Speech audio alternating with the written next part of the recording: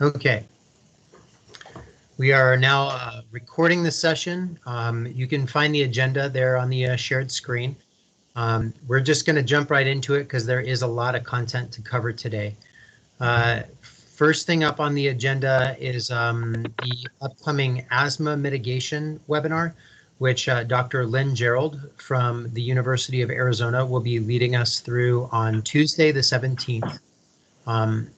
So just note that that's coming up. There's a couple of things that I need to start out with before I just pass the mic over to Mark. Today's topics are going to be potentially triggering. We'll be discussing suicide, depression, substance abuse, other types of abuse. So just please practice self-care during the presentation today. Mark Person, who's been leading our behavioral health group for the health department for a significant period of time now, has graciously agreed to come on and provide some information around this particular content area. A lot of really good information that they're, a lot of information that they're currently collecting. And I did ask Mark if he could share some of that, some of the strategies that we're really trying to get schools to look at as we continue through COVID. You know, COVID doesn't just have the actual effects of the virus, but there's also the social, emotional, and behavioral effects of COVID that need to be taken into consideration. So without further ado, I'm going to go ahead, stop screen sharing, and Mark, I'm going to pass it off to you at this point. I did send out a subsequent email with some additional materials on PDF, which if you haven't had a chance to access those, I'm going to post those in the chat box as well. So you can access those through that medium. And Mark will refer to those throughout the presentation today. So Mark, thanks again for joining us. Sure, can you hear me okay, Brian? Mike, is that right? Yeah, I can, sir. Great, all right, well, thanks for having me. Again, my name is Mark Person. I'm a program manager for the Community Mental Health and Addictions Unit, which is a smaller program within the health department. Just a quick background on our team and what we do, just to kind of throw some of the context out there. Related to community mental health and addictions, our scope is wide open. We talk with all different populations, school settings, adults, families, children, justice-involved populations. So a lot of different material here. But one of the things that we do that's critical involves data-driven decision-making and syndromic surveillance.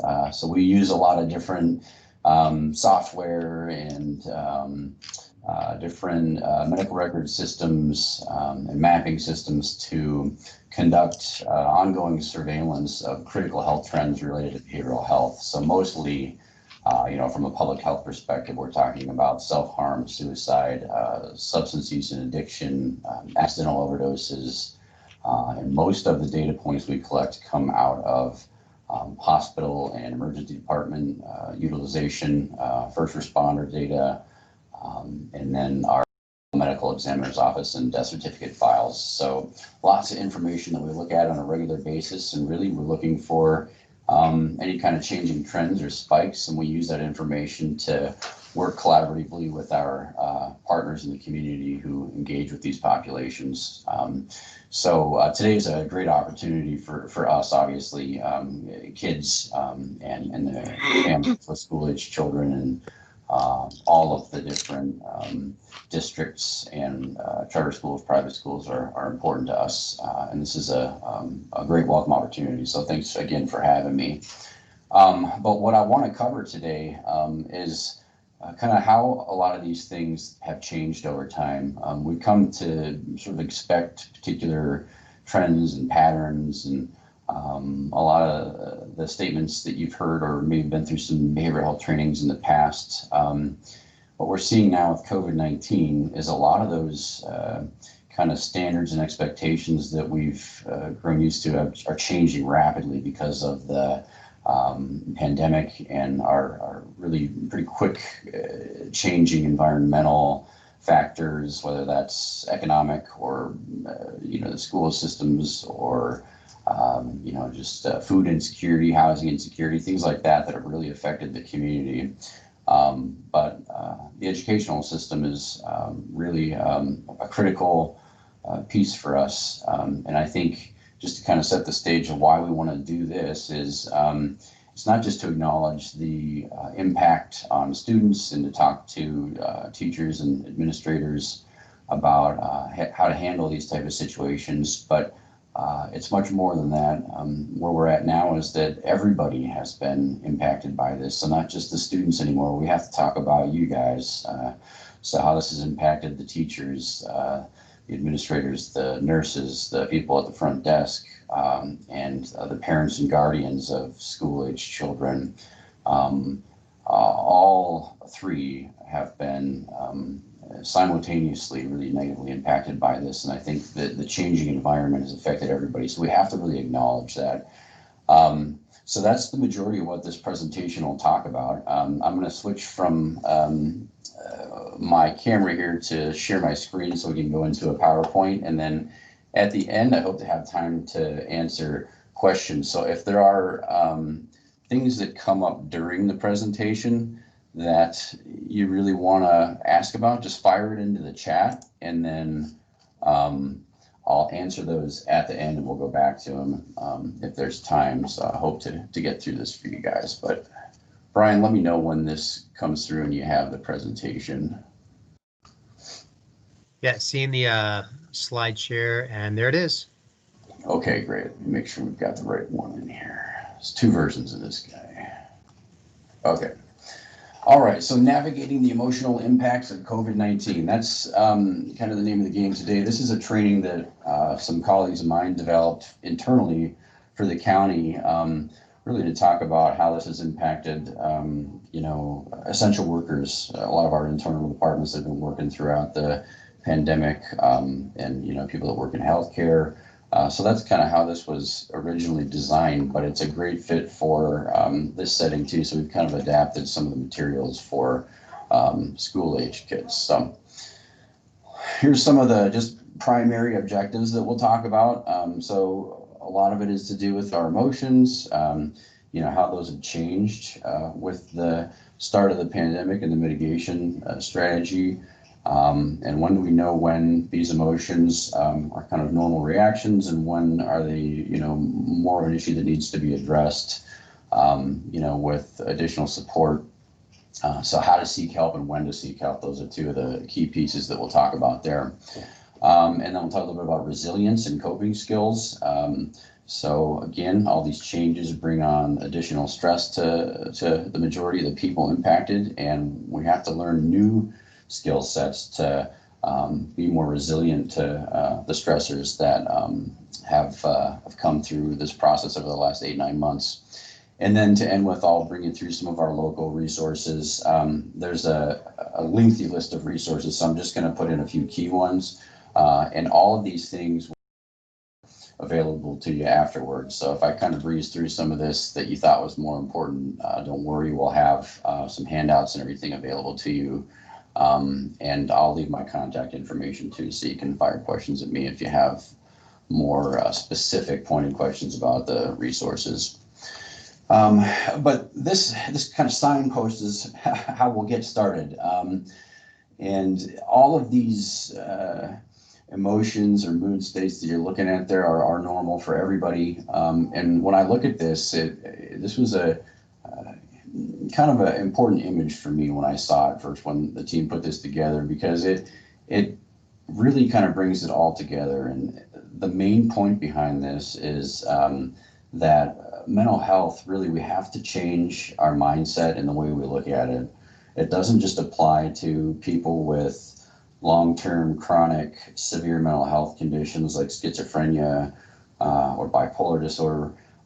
That's kind of the mistake of the last several decades in mental health, is that we have kind of assumed that really it's people that have a specific diagnosis. And if I'm somebody that was never diagnosed with a mental health condition, or I don't think I have one, or you've been working and had a supportive family and normal upbringing, that these things won't apply to me.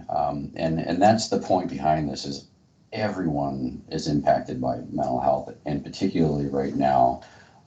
So the way I think about that is when I think about the pandemic and the coronavirus, when it came through, the big theme was it's a novel disease and no one has any immunity to it. And that's really the same way that we need to look at mental health now through the pandemic and long term, is that no one is immune to it.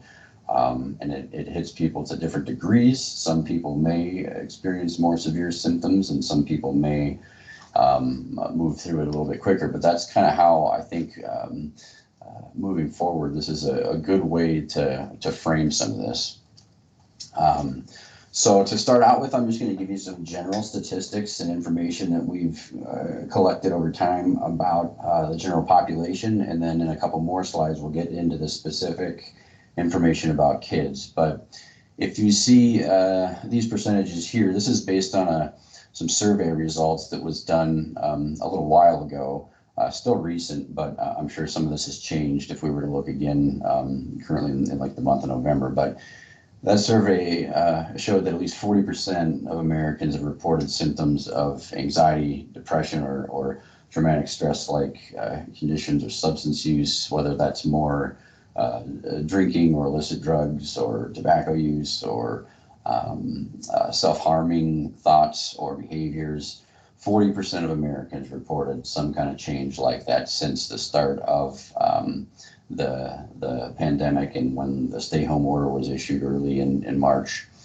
And then the next bullet shows you that on a separate note, those rates are even higher and more concerning for people who were previously in a vulnerable population, so that could be somebody who was already diagnosed with a mental health condition previous to that, especially people with more chronic long-term conditions who were already at risk for multiple risk factors like housing and unemployment or chronic medical conditions. When the pandemic hit, these folks got hit particularly hard. Or individuals age 18 to 44, and particularly between 18 and 24. And that also comes from some of the data in the survey findings that these folks consistently reported more of an impact. And I don't know. A lot of times the question comes with why. What's specific about this age group? And anecdotally, what I'll tell you is that this is the working class people who likely were employed full time. People graduating from high school, entering college, or people graduating from college and entering the workforce. Those age groups in 2020 obviously had a very unique experience. A lot harder to find employment. Their college path may have been disrupted. They may not have experienced their high school graduations or their college graduation. All these things that were introduced at the beginning of the pandemic are particularly focused on those age groups. So I think that has a lot to do with it. But then just anybody that was working full time, kind of a paycheck to paycheck situation, would have been through some pretty significant changes over the last 8 months. So just things to think about and keep in mind.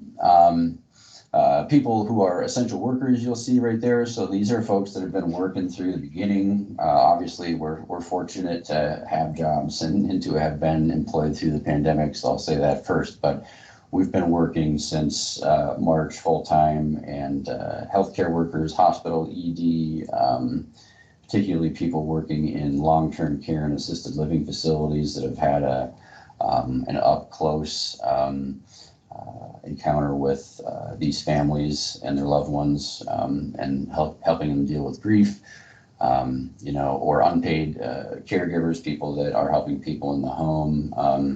A lot of these folks would have experienced some pretty significant trauma over the last several months due to the severe health conditions and the fatalities that have occurred. So all things to keep in mind.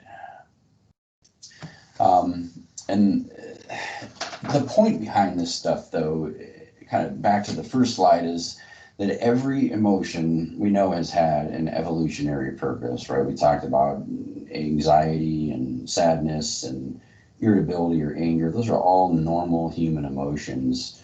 And right now, what's important is all of those emotions are on high alert. And it's hard to tell when the reaction that you or somebody around you is having is a normal reaction, and when they need some help, right? Because especially if you're someone that hasn't had experience with mental health, or typically doesn't experience a lot of sadness or disruptions in mood or irritability, that kind of thing.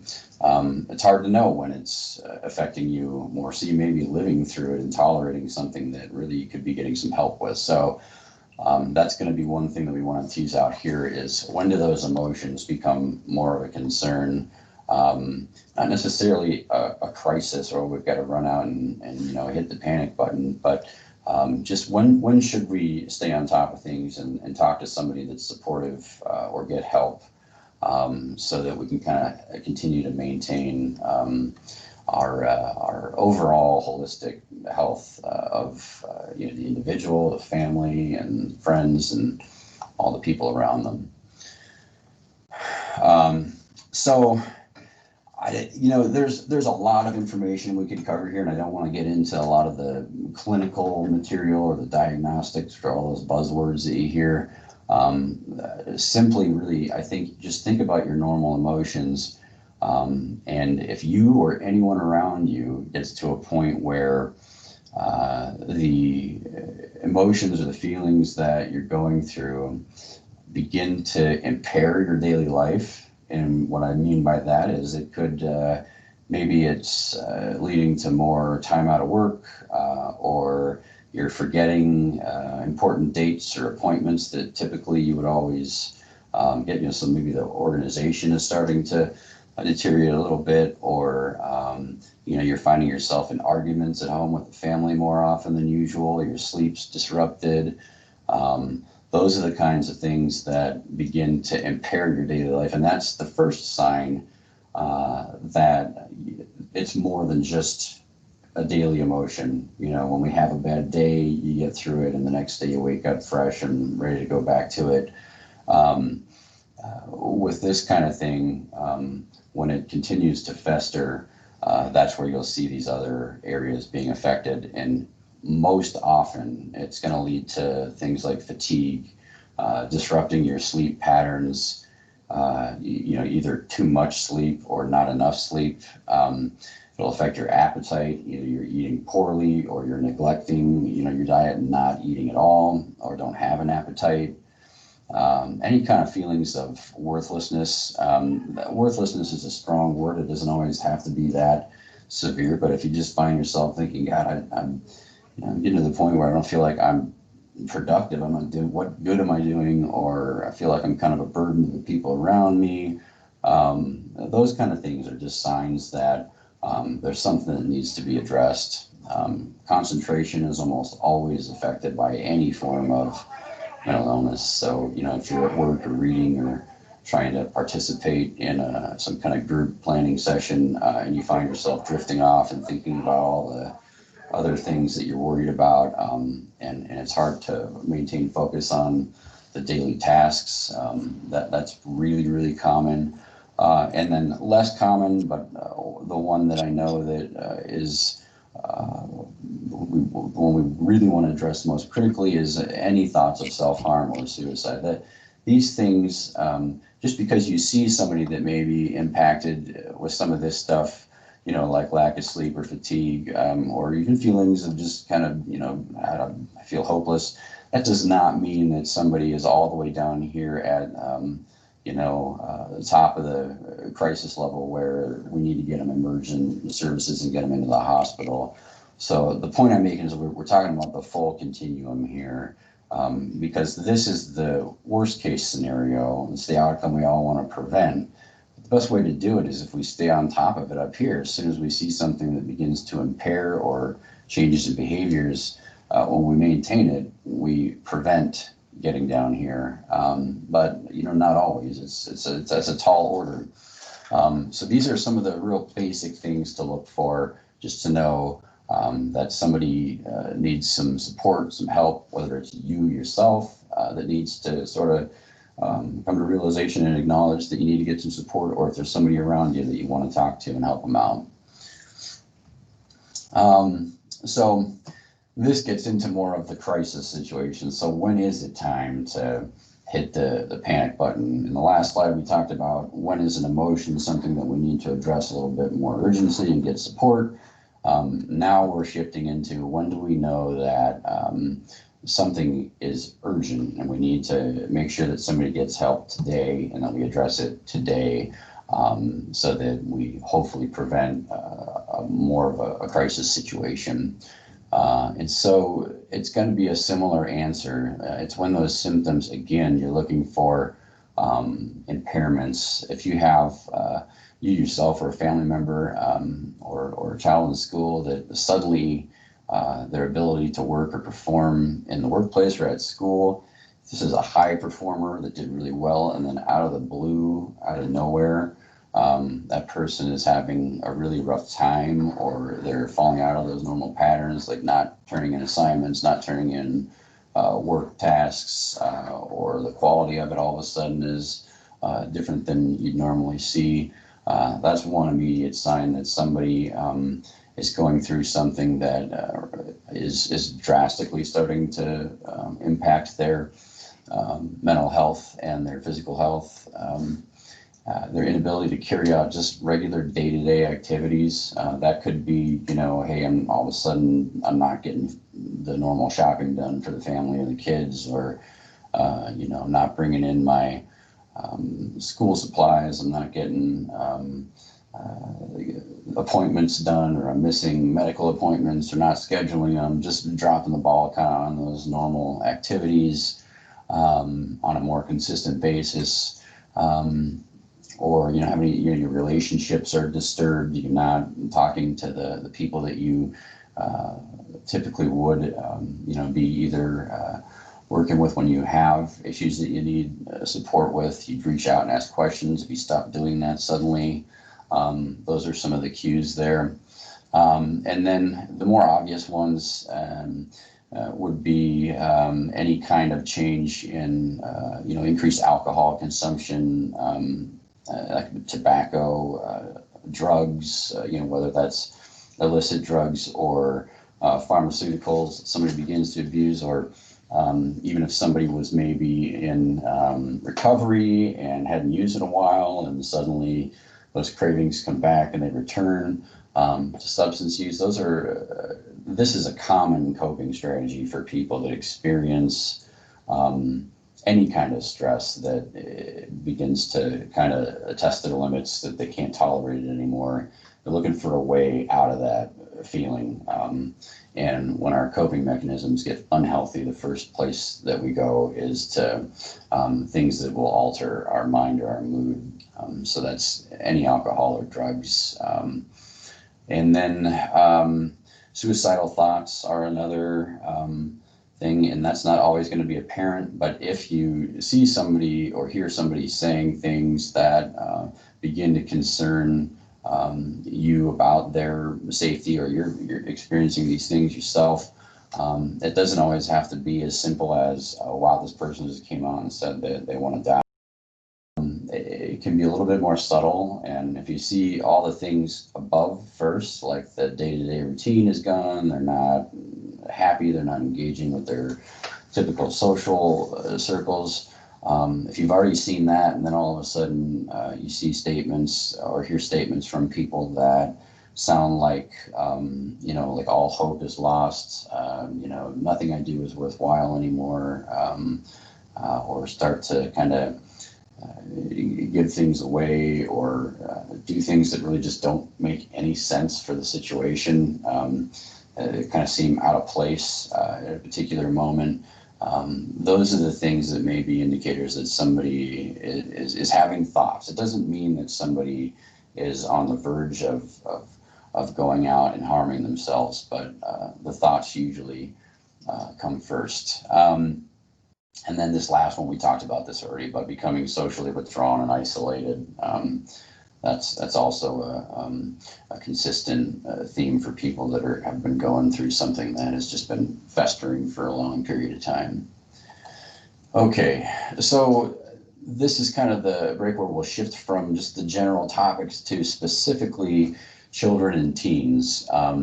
So I'm going to use that same framework that we just went through, and now just apply it to the classroom setting, basically, and working with kids and their families. A lot of this stuff is really similar. It just presents itself differently in children, especially young children. So this first slide is, how do we recognize the signs and symptoms in youth? What does that look like? So depending on the age, one of those things is going to be excessive crying, and it doesn't necessarily have to mean tears all day long, but you can tell when somebody is sad if they're visually upset and anxious, crying on and off, and that's becoming more of a routine. That's how that stuff surfaces, because kids, especially young kids, again, don't have the ability or the insight yet on how to express some of these things. So if they're experiencing a lot of duress or any kind of just stress every day that they don't understand and they don't know why they keep feeling that way, it's really highly likely that it'll come out emotionally or through their behaviors, because they just don't know how to express that yet. Different for teens, obviously, but if we're talking about elementary school age kids or early middle school, those kind of things play out pretty frequently. And then the next one would be a sudden change in academic performance. And again, you got to look at that on a continuum. So you got somebody that was a high performer, really organized, doing well, and then just out of nowhere, that changes. That'd be an example. Or if you have somebody that already struggled going into the pandemic, maybe it's somebody that has some additional learning needs that needed that support, and their performance was already a little bit, below average. If that changes again, and all of a sudden they go way down to below average and lots of missing assignments, they're at a standstill with, some of the math work or the rest of the classes just taken off from them, and that's a new change.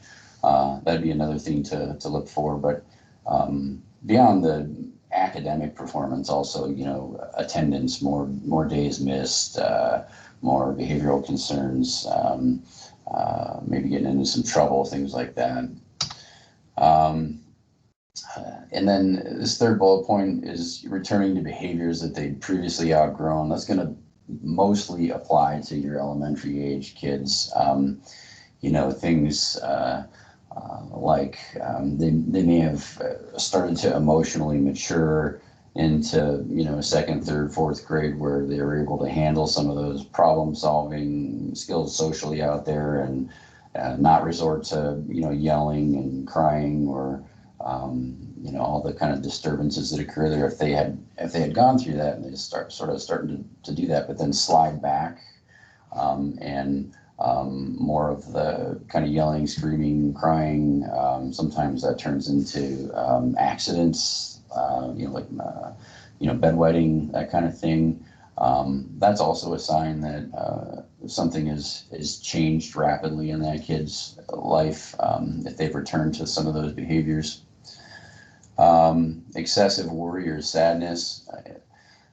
What that's going to look like is kids that show up and have unrealistic amount of worry that's disproportionate to the actual task or assignment.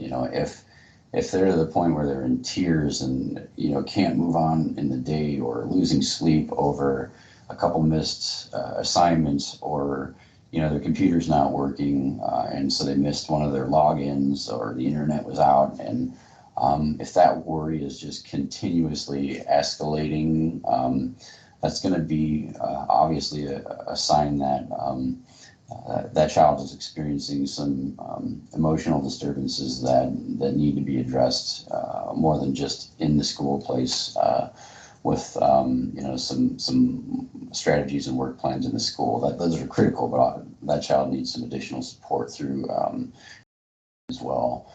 Let's see. And this one's consistent for adults and kids. So unhealthy eating or sleeping habits. I mean, something that might actually be a little bit comical. I know I have 2 school-age kids, and their eating habits are far from healthy if I don't stay all over them. But if that changes, maybe they're just not interested in food anymore. Everything you try to offer them is like, I don't eat that, or they're not eating their school lunch anymore, or all they'll eat is just kind of like junk or candy.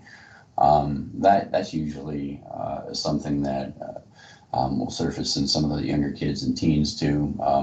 And sleeping habits is another big one.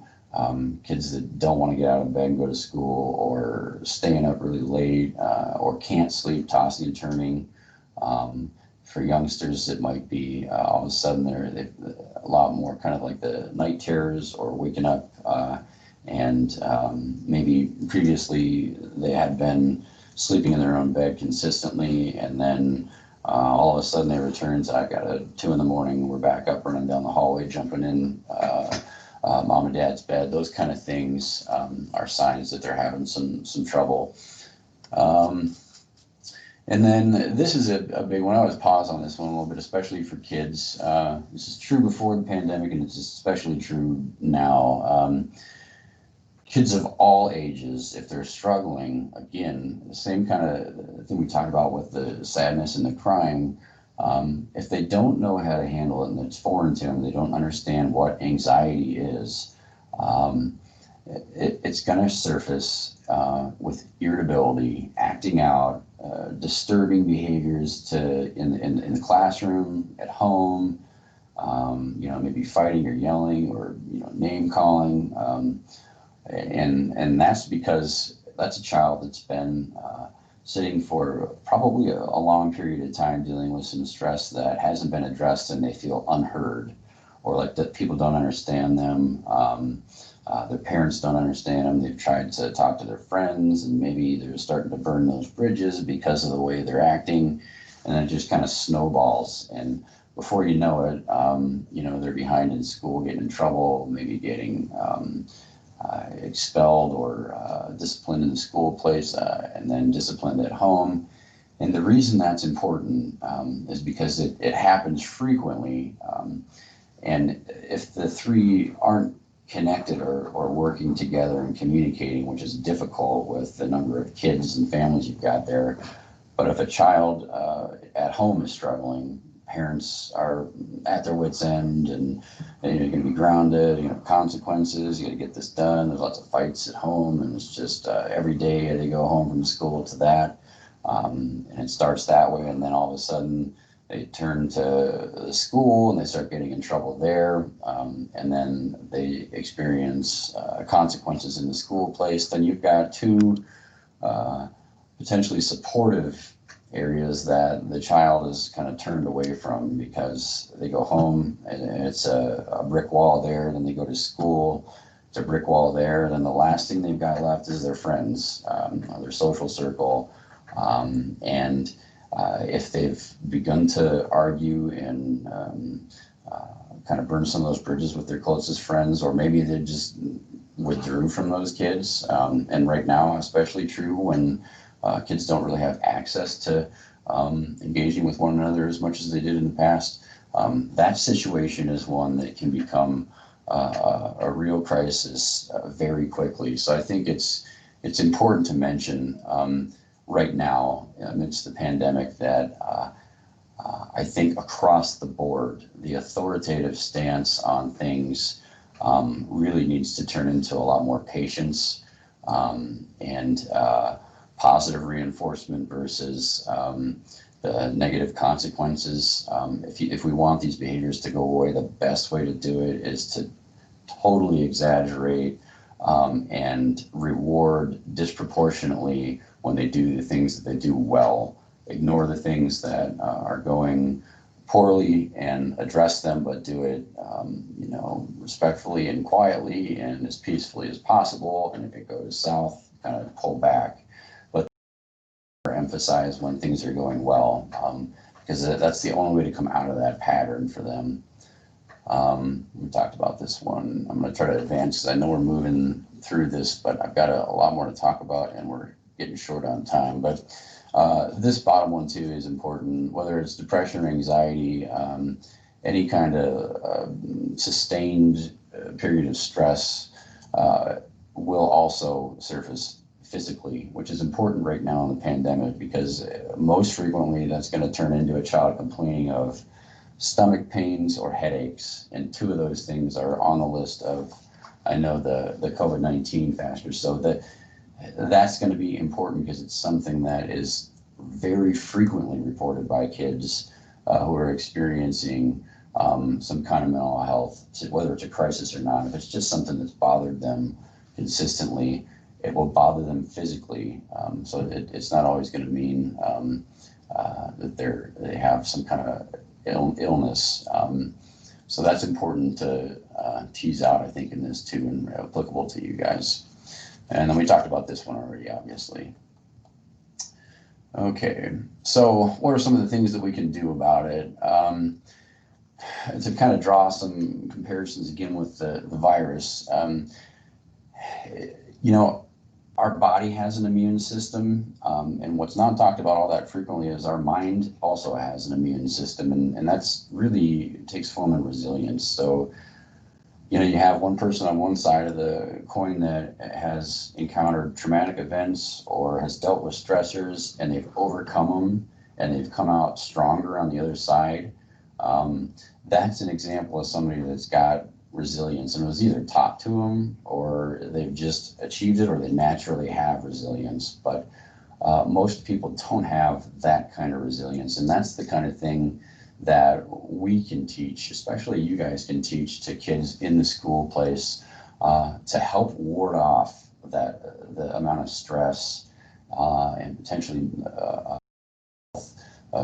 situations. If they build that resilience, that kind of immune system, they'll be able to encounter these situations, especially as they get older, with more and more healthy coping strategies to get through these, and then they become stronger as they go, as opposed to if those skills are never taught, it just kind of gradually spirals out of control and gets worse and worse, and that's when it leads to things like substance use and withdrawal and those kind of things.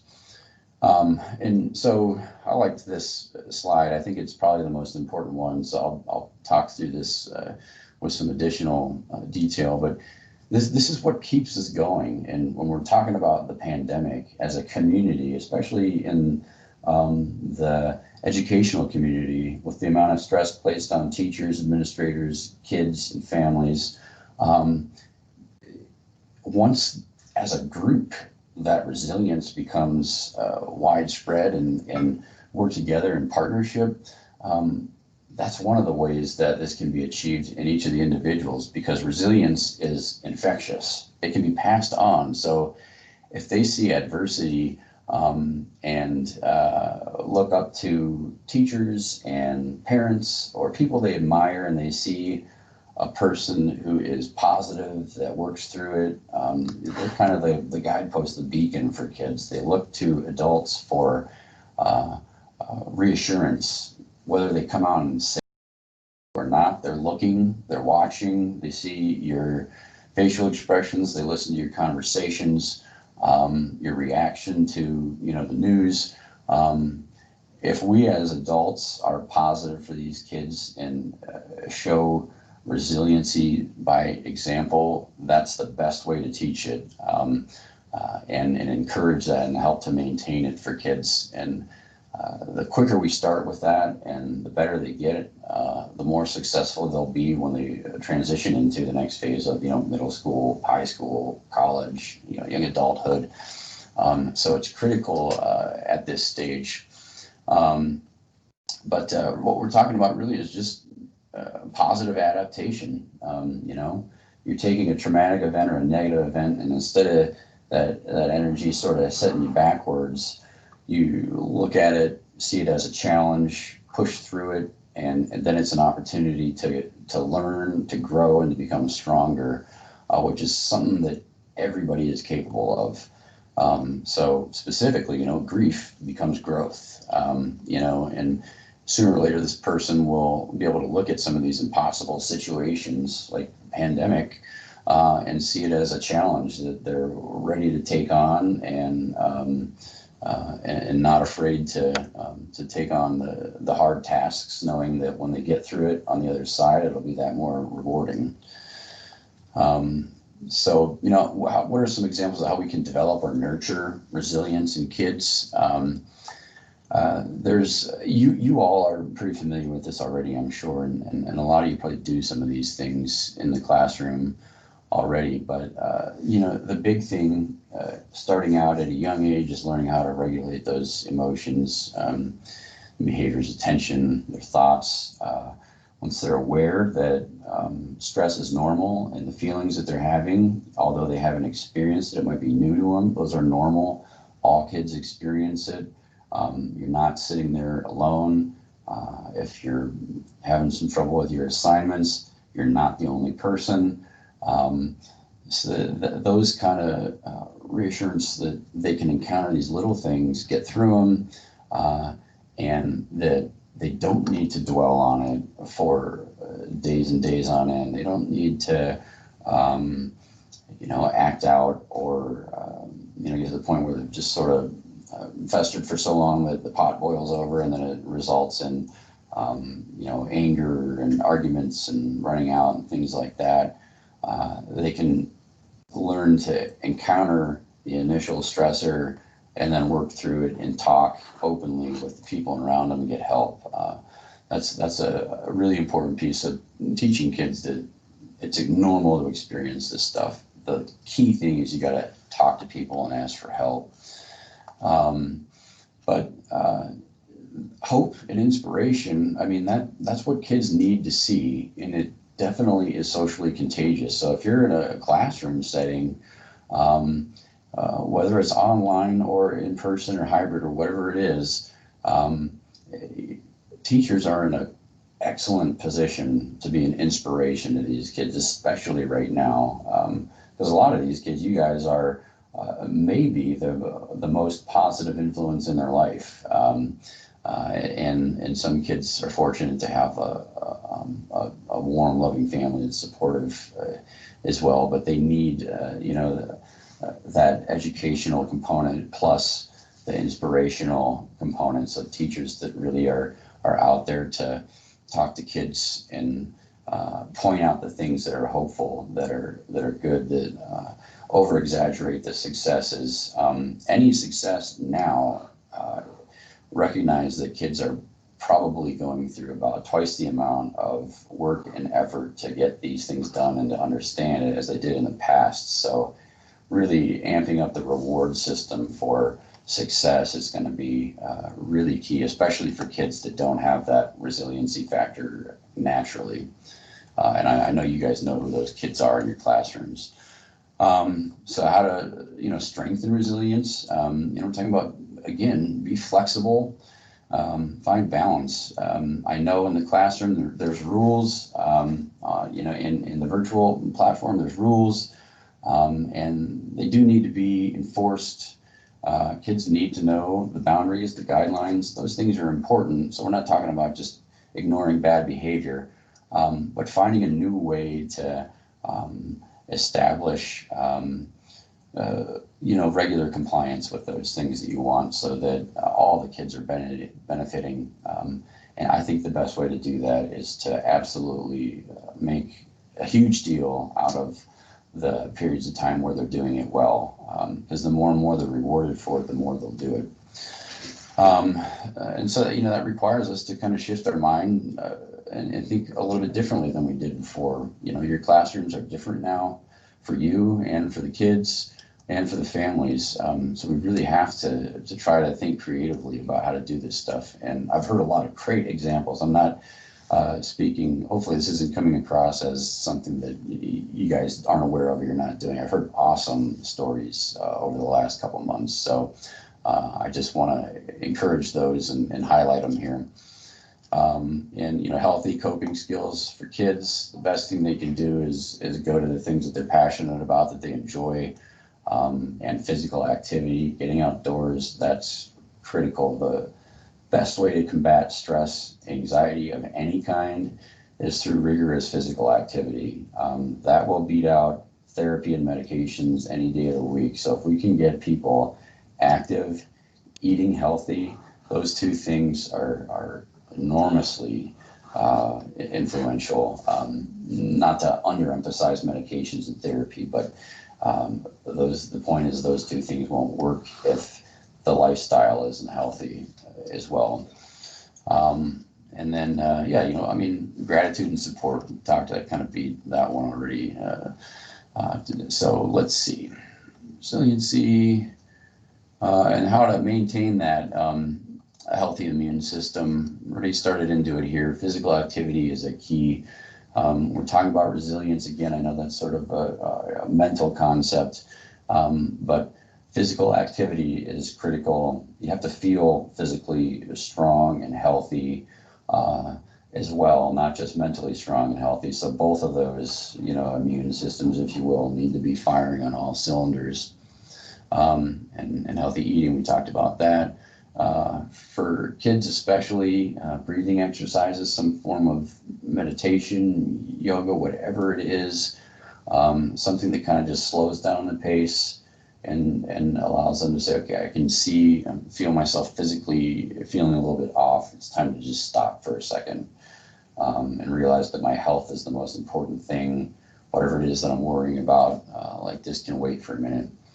And that comes with mindfulness and relaxation. The mindfulness component is the example that I just gave, that ability to kind of look inward and say, okay, wait, I see what's happening here. I'm feeling this way, or people around me are getting a little bit impatient with me.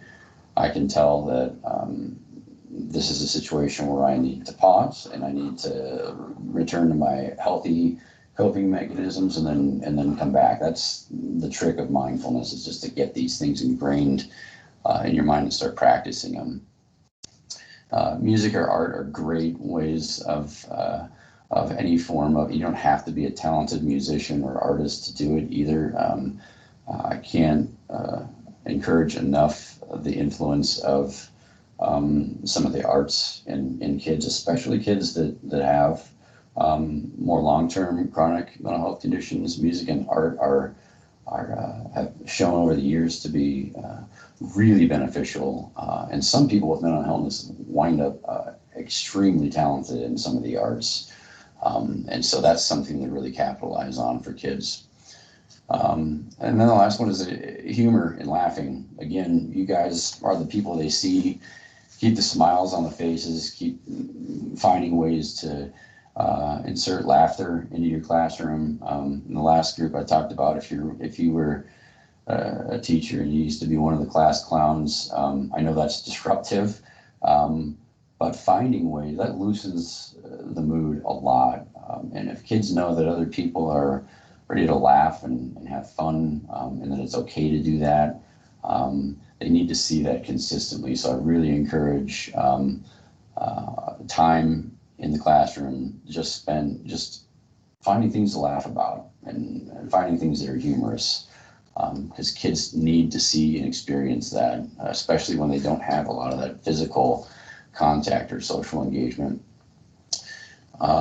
Okay, so I know I've kind of flew through this really, but I'm already out of time, I can see, and Brian's probably itching over there to get back to it, but I'm gonna just leave off with, I'm not gonna read through or talk about this stuff. Again, we'll make this available to you, but there's some basic information about where to find help on this slide. And then this last one is a listing of a lot of local resources that I think would be really beneficial for, especially for kids and families. So if you're in a situation where you're trying to offer support or help for any of the kids and families in your schools, all of these are excellent resources here locally, and the majority of them are up and running 24 hours a day, 7 days a week. So again, we'll leave this with you.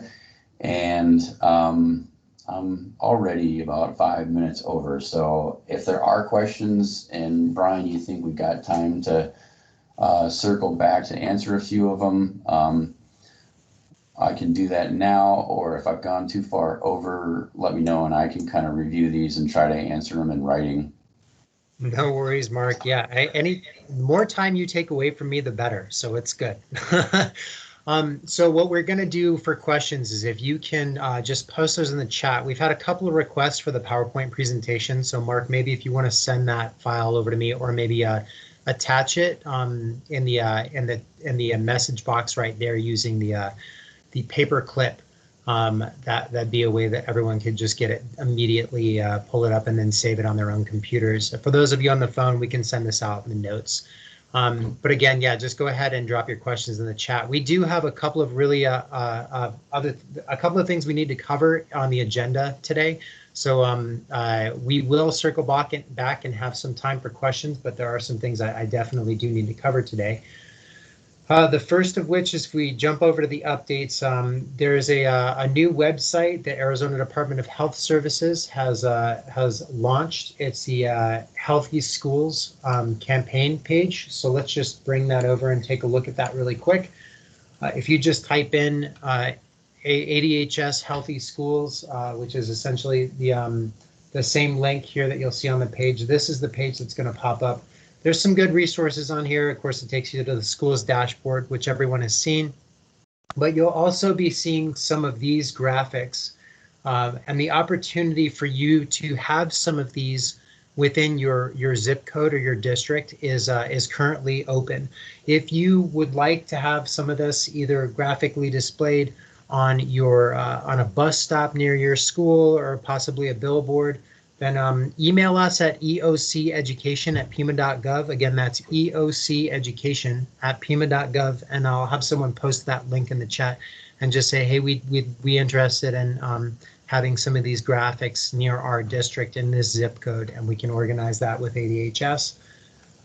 This gives you some other ideas on the updated symptoms, as well as some of the kind of overall resources that we've reviewed in other sessions. So it's a pretty comprehensive page in a compacted form that I think is much easier to navigate than the overall school's dashboard. So there's a lot of really great resources packed into this one page. So just take a minute to peruse that on your own.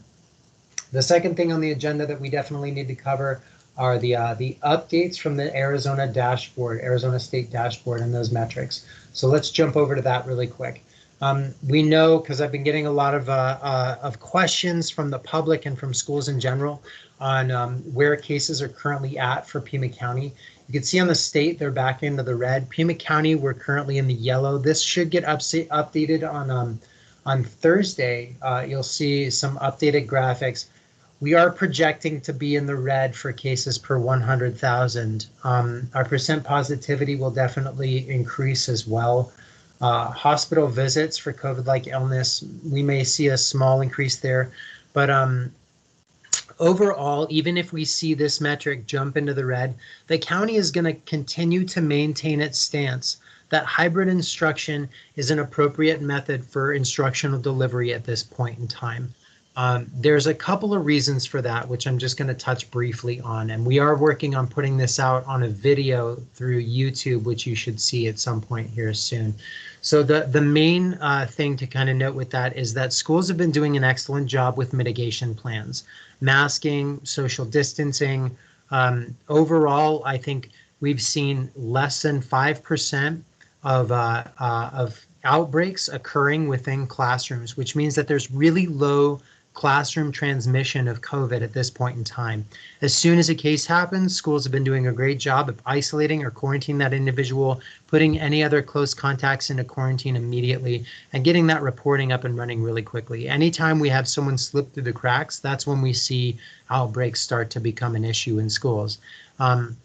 I mentioned 5%, and I would say it's less than that. I don't have the exact number, but it's been pretty rare.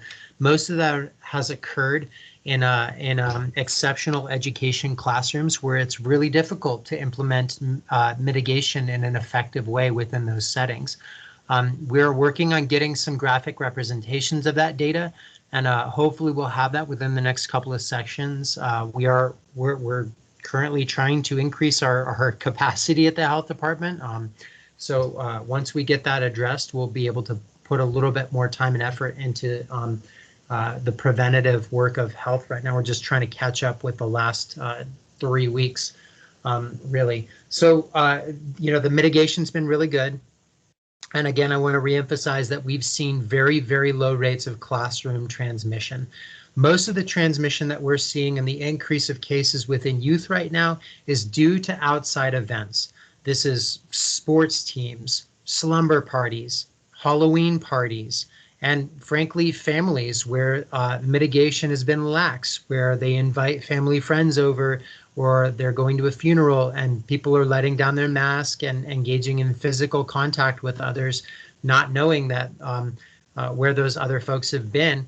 And that's where we're seeing those increased transmission rates. So as much as you can, like, re-emphasize to those families when you don't have that proxy control in terms of how you can mitigate spread, that those are the areas that are potentially putting our schools in a position where it's gonna get us to a place where eventually we may issue a return to remote instruction. Currently, we maintain the hybrid stance for our schools. We don't have a threshold at this point for when we would recommend a return to remote. I hesitate on giving the preliminary metrics for that at this point.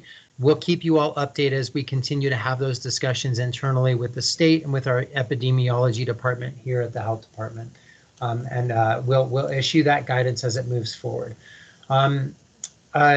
That dashboard discussion leads us into the next agenda item, which is sports and cheer.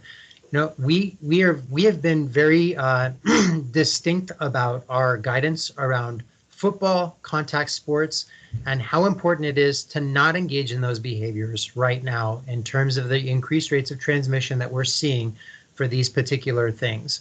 The largest one, surprisingly, has been cheer. Cheer and Spirit Line, we've seen a rather robust amount of outbreaks. This has happened within practices themselves, and especially outside of practice. And my only theory on that is because of the social circles that those individuals tend to travel in. There's an increased amount of social contact outside of school. So, I mentioned slumber parties earlier. I mentioned Halloween parties. One of the biggest vectors for transmission has been mealtime events. And this has been either school athletic sponsored and non-athletic sponsored. So the biggest thing that you can do is really, really emphasize this with your athletic directors and your coaches. Do not have meals with your teams. Do not encourage your teams to have meals together, because it's the amount of spread cases that we see in those environments are just really, really high. So just get that message out there and really make that clear. If we see any of that happening, the AIA has called into, they've invoked the power of revoking or suspending a coach for a season. If they're seeing that teams, or if they hear that a team has a team meal together, or if there's school-related events where teams are closer than 6 feet, not wearing masks, and they're monitoring social media right now in this area. So don't. I've personally seen social media posts where there's been cheer squads and football teams right next to each other for photo opportunities, holding hands, arms around the shoulders.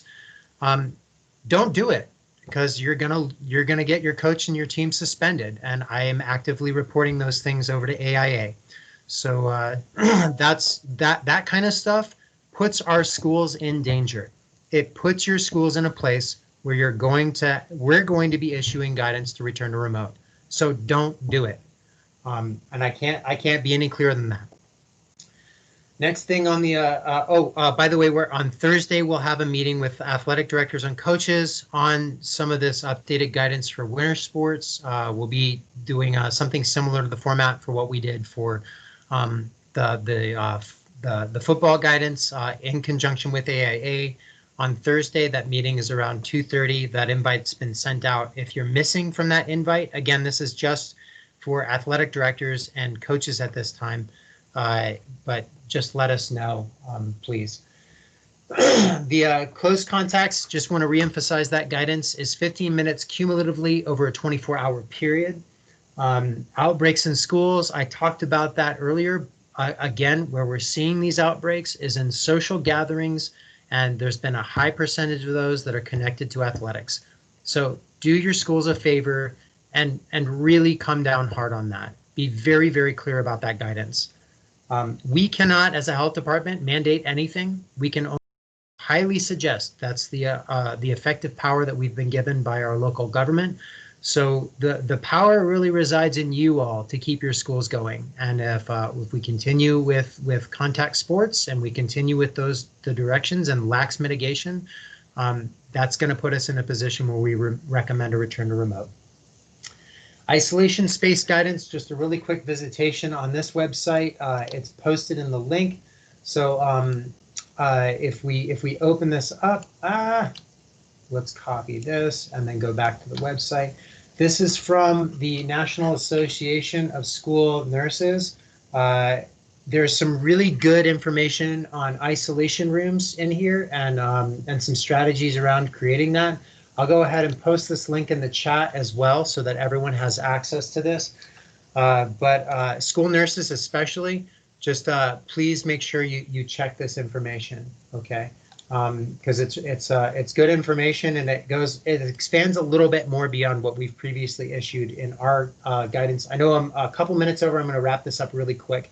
So closing the loop on contract tracing case investigation. And this has been an ongoing discussion and an issue for us at the health department because ultimately the people who decide the quarantine isolation end of quarantine isolation and guidance for your contacts and your close contacts and your cases in your schools will be the contact tracers, case investigators from the health department that will be contacting those individuals.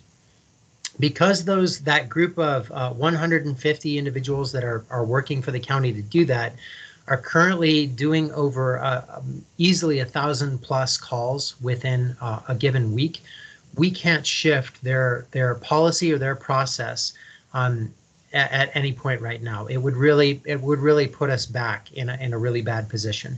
The only thing that we can suggest at this point in time is you as points of contact with your parents. Ask your parents to provide documentation of the end of quarantine and isolation for the students that they are responsible for. That's the best we can do with that right now.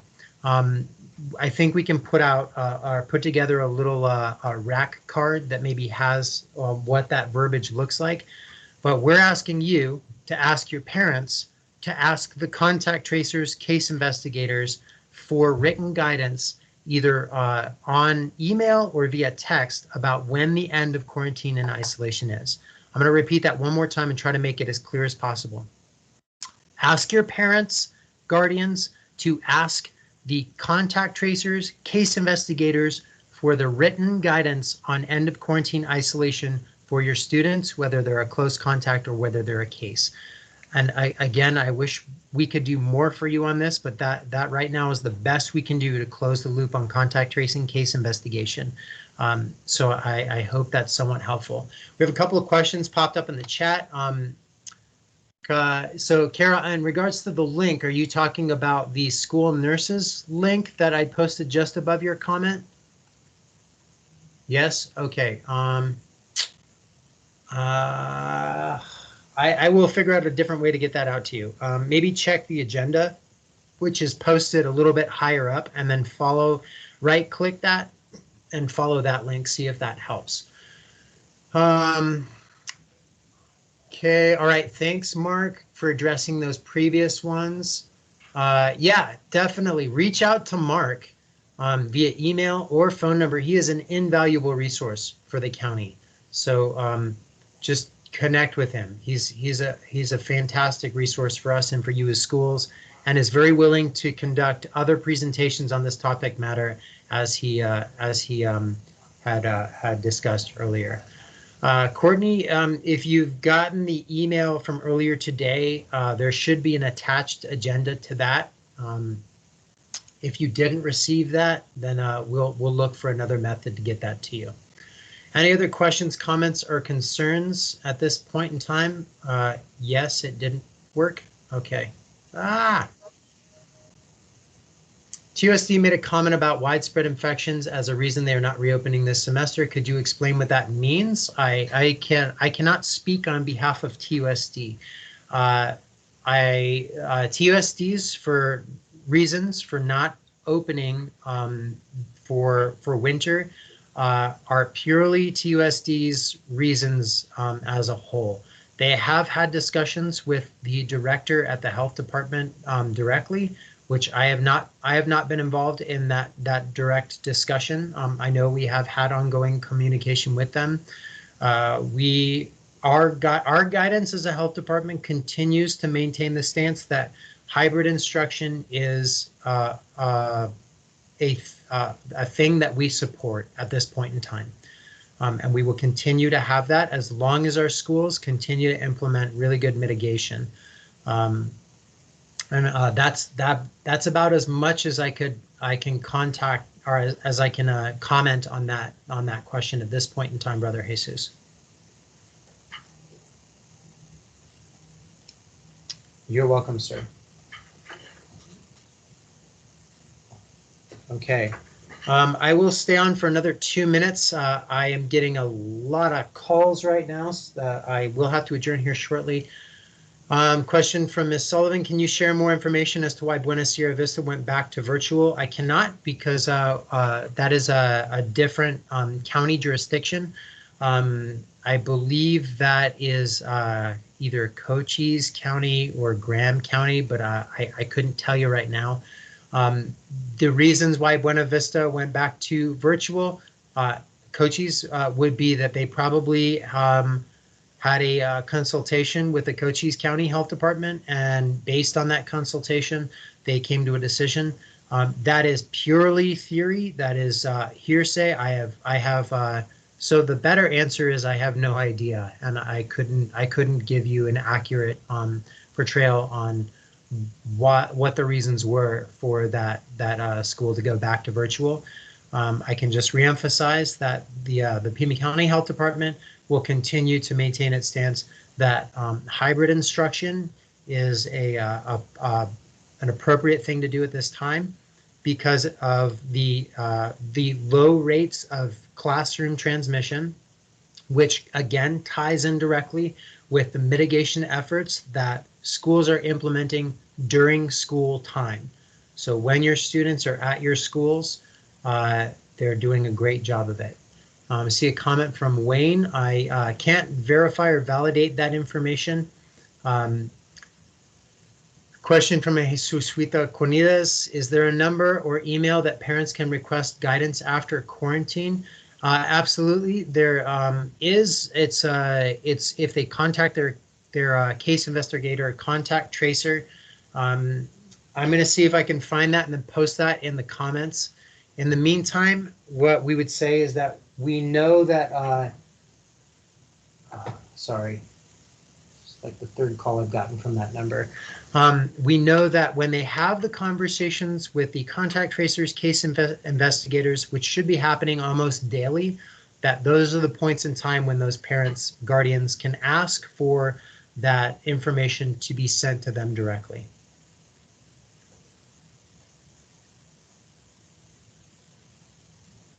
Okay, I am going to have to go because I have missed about 15 phone calls at this point in time.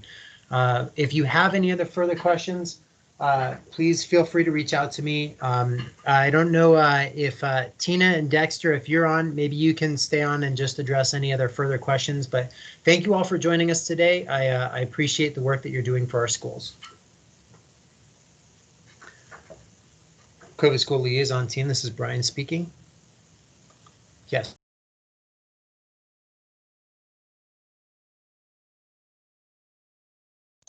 Still here, folks, if y'all have any questions. I think I see Tina on as well.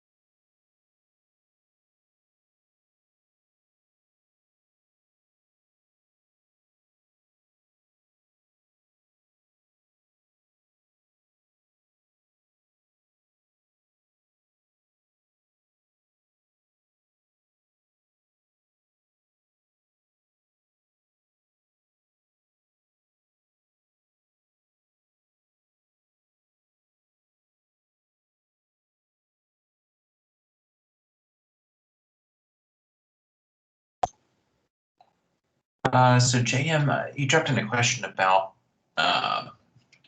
flying home for family and self-isolation, and I think it's maybe a bit outside of our purview. I would imagine, just like anything for quarantine, a possible exposure on the airplane. There's no way to test out of that isolation. It would be best to remain 14 days isolated away from your family. That's just a way of ensuring that you don't bring anything that you might have caught in the airport or on the airplane itself to your folks.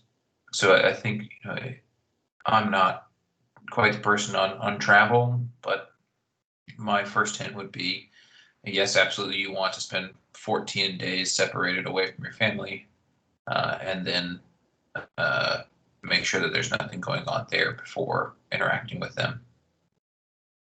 And again, there's no way to test out of that isolation, that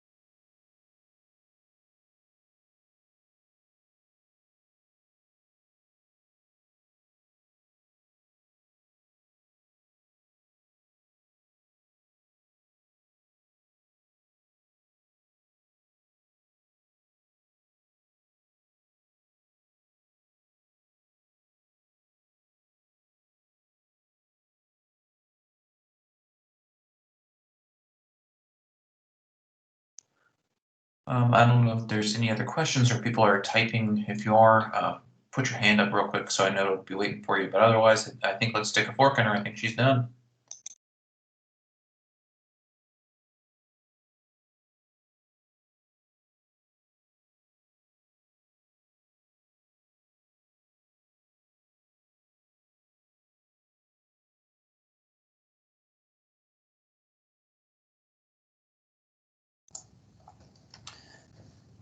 Dexter, this is Mark. I'll just for the group, if there are still people on, I have about maybe 5 or 10 more minutes. If somebody had any questions about the surveillance data or anything from the presentation related to mental health, overdose, suicide, anything like that, let me know. I'll stick on here for a minute here.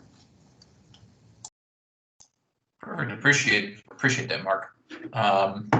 Yeah, I have to head out because I have a class starting up. But again, Mark will be around, and if there are any other questions, feel free to reach out to eoceducation@pima.gov. We can help you out on that end. But otherwise, hope you all have a wonderful rest of your week. Alrighty, thank you.